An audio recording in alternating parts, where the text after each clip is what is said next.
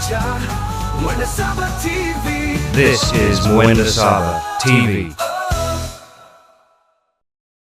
Now let's go back to Meru. Man, people are dying. Bandits. Oh my goodness. I think Meru has been abandoned by the leaders we elected.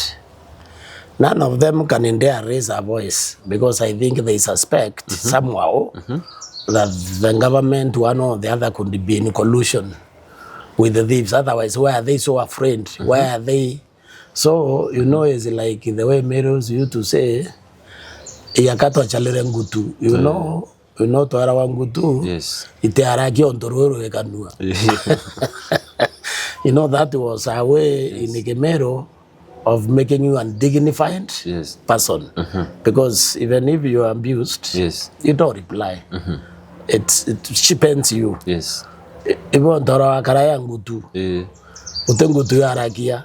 He naroe kanua. So whenever somebody wants to make noise and to harass you, you just take water and they keep it in your mouth. You know now you want to open your mouth. And if you can't open your mouth, you make no mistake. You understand? Yes. It look like we elected that kind of a crop. Because there is no way a community can be embarrassing an individual, 2, 3, 7.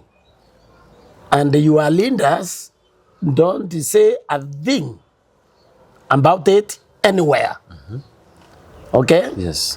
Now, the governor, though, to give him credit, when he took over, he actually took measures quietly. You know, he can't complain.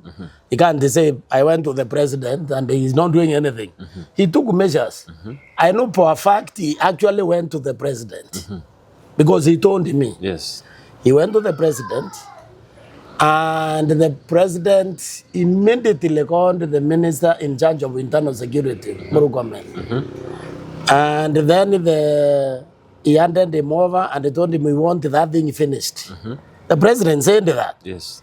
He wants that thing finished, he doesn't want to hear about it. Again, from there, they got the commissioner of police. See, the Meros, the governor and his delegation went back to Meru. Yes. Nothing happened from there. So the problem here appears to me that there is something bigger than the cows.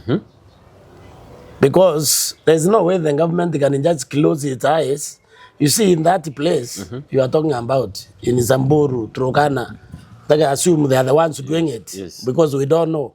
There is a national intelligence service there. There's NIS in Turkana, there's NIS in Samburu, there's NIS in Isiolo, there's NIS in Meru. You can't have crime at that level without the government knowing. There are chiefs, there are chiefs. The Kenyan government is one of the strongest in government on earth. Okay? Yes. All these people, nobody knows what is happening. People are just dying every day. I think these people are doing slow motion eviction of the people from their land.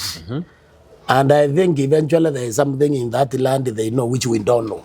Okay? Yes. Because there is no way the government does not know. That's why I'm saying the Meros need to demand 3 things, of which if they are not done, they need to cut all ties with this government. And cutting ties, I don't mean they need to declare independence because they can't. Yes.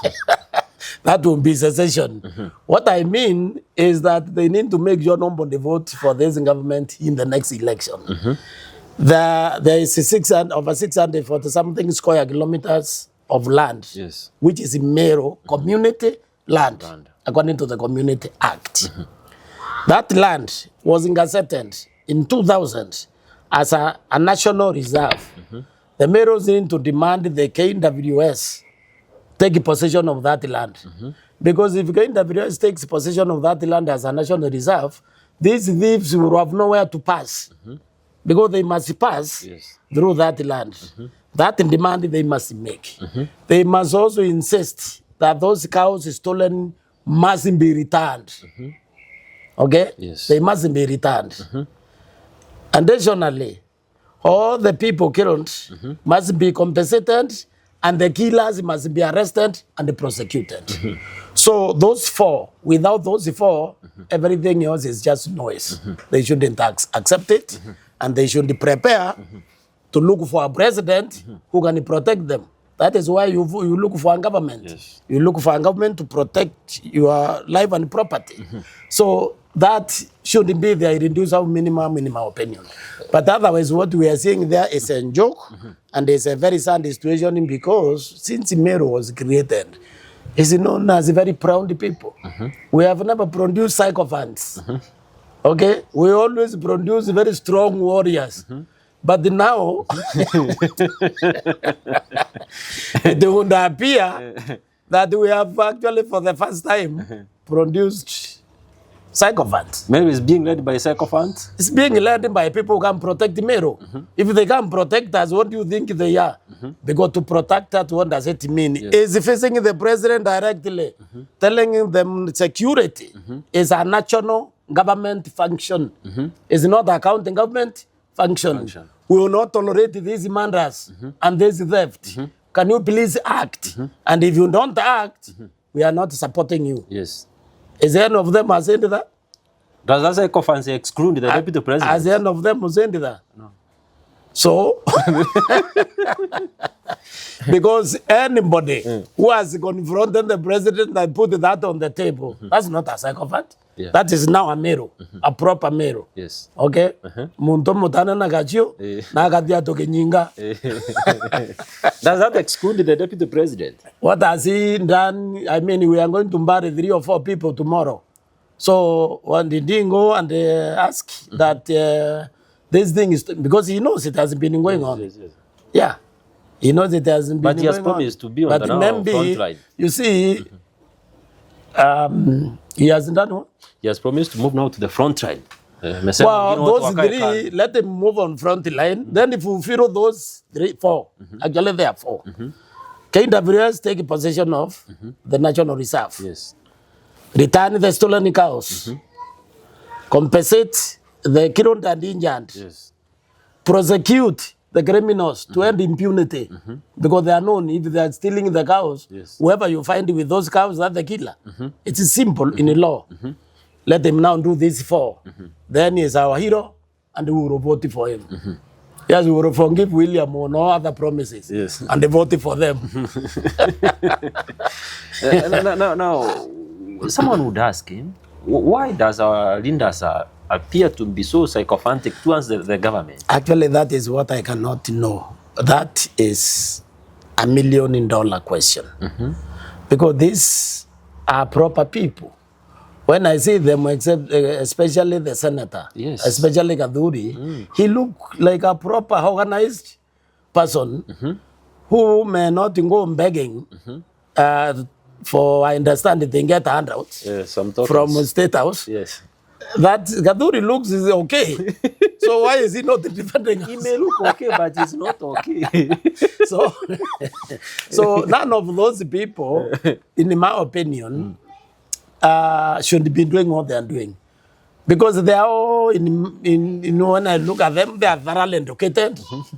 And they are people with good, in terms of economics. So you can provide by means. They have means. Yes. So the behavior is very hard to explain. Do you think that the handout they are getting from state might be the problem? I don't know, because you see, you are not there. I don't know, but you see what you may theorize is that if the issue is not cattle rustling, if the issue is a slow motion eviction of the people there, and then there is some wealth in the land that we don't know, maybe they also have pieces there. You understand? Yeah. There might be some interest. Maybe they have interest, because otherwise it's very hard to explain how somebody given a mandate by the people.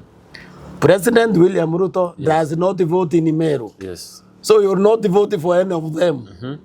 But the Merus are given the mandate to represent them at the national level. Yes. Why they are not representing them is very hard for me to explain.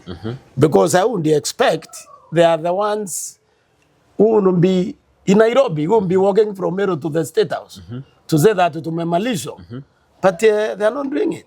So it's hard to explain what kind of leaders, and it's all of them, it's not one or two.